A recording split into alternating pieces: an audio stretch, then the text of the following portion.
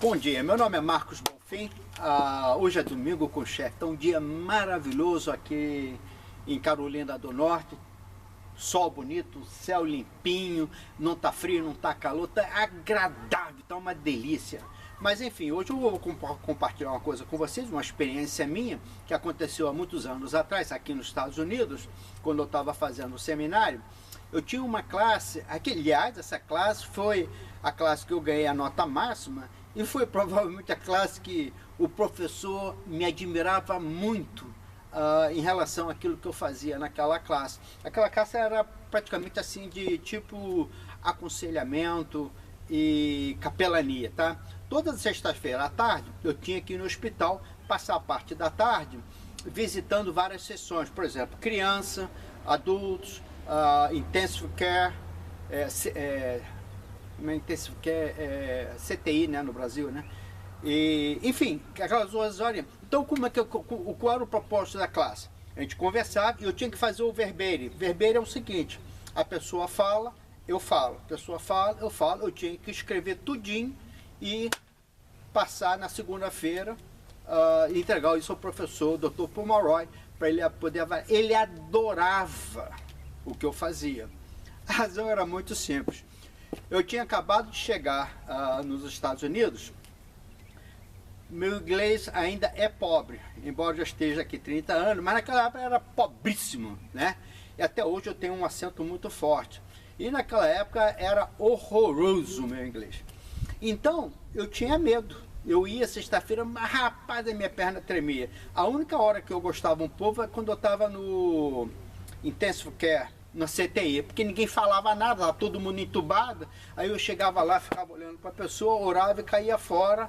E aí eu ficava mais tranquilo. Mas nas outros departamentos eu tinha que falar e conversar com a pessoa. E normalmente as pessoas gostam de falar, principalmente quando está numa situação delicada dentro do hospital. Bom, então a pessoa falava e eu fazia hã. E a pessoa falava e eu hã. E a pessoa falava e eu hã.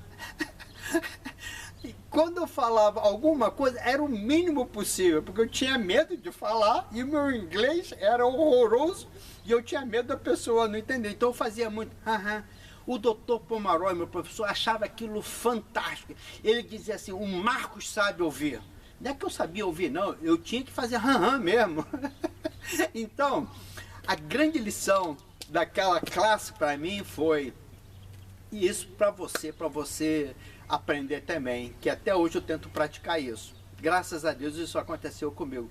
A maioria das vezes a pessoa não quer ouvir o que a gente pensa. Ela quer uma pessoa para poder falar e colocar para fora.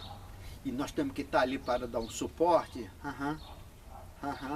estar ali do lado da pessoa, ouvindo, deixando a pessoa falar. Isso é extremamente importante. Nós não sabemos ouvir e principalmente nós não sabemos ouvir com empatia. O que é empatia? A gente ouvir se colocando na posição da pessoa, né? É muito interessante. Uma vez também, eu me lembro isso desde criança, vê como isso me marcou. Eu perguntei à mamãe: mamãe, qual é a dor do parto quando a mulher tem um neném, né? Porque eu ficava vendo as mulheres grávidas. A mamãe virou e disse assim para mim: meu filho, tenta engolir uma melancia e dar uma cagada.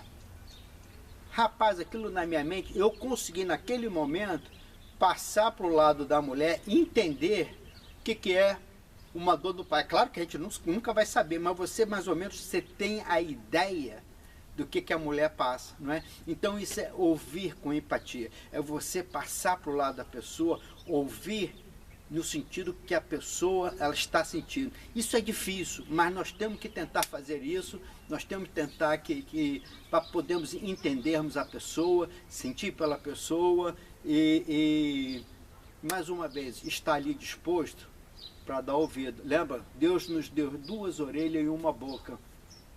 Rapaz, a gente fala muito, viu? Que Deus abençoe vocês. Esse é o Domingo com o Chefe. Tchau!